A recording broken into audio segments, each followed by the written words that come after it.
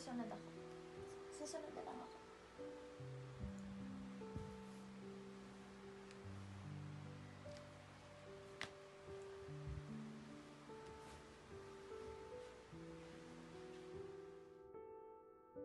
Ang aktor sa Barangay Katuma noong Sabado. Dinala sa presinto ang aktor dahil Kamusta naman yung nilalakad nyo ng kumpare mo? Sabi ko, kamusta na yung nilalakad nyo ng kumpare nyo? Ayos naman na, nakapagpasa na kami ng mga requirements. at kaguluhan. Nagpasa na, pero bakit nandito ka pa rin? Ikaw naman, kamusta naman yung pag-aaral mo? Okay naman po, mataas naman po yung grades ko. Graduin mo lang Ba't ang tahimik mo? Ayusin mo kumain, nasa harap ka ng pagkain. Nag-text sa akin advisor mo.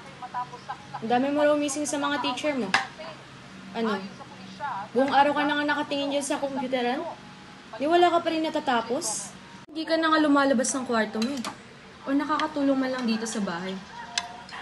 Tapos ganyan ka pa? Ano?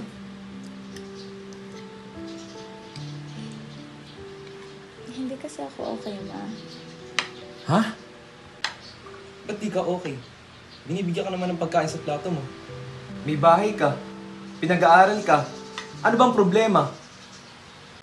Alam mo, magdasal-dasal ka kasi. Kaya ka ganyan eh.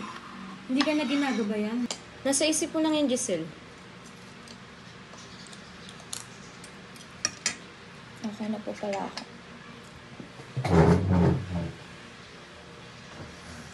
Tignan mo yung anak mo. Walang respeto.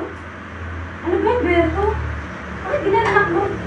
Lagi na lang naghahanap ng ikakamot sa mundo. Mga kabataan kasi ngayon, kung ano nakikita nila kaka-social media. Tignan mo yung ate mo. Huwag ka tutulad sa kanya ah. Puro ka-arte yan.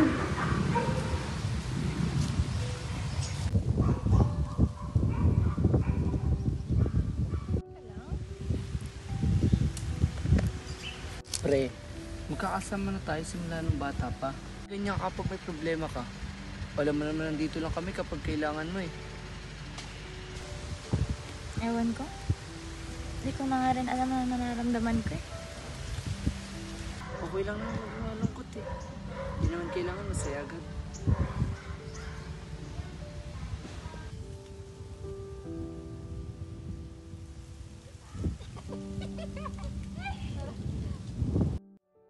The Philippine Health Department says parents play a big role in guiding their children through emotional distress.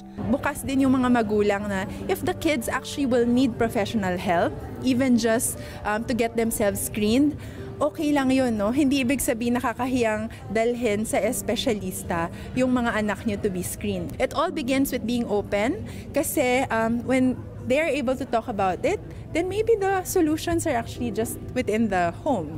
According to a study by the University of the Philippines Population Institute, anxiety and depression, if ignored, may lead a person to commit suicide.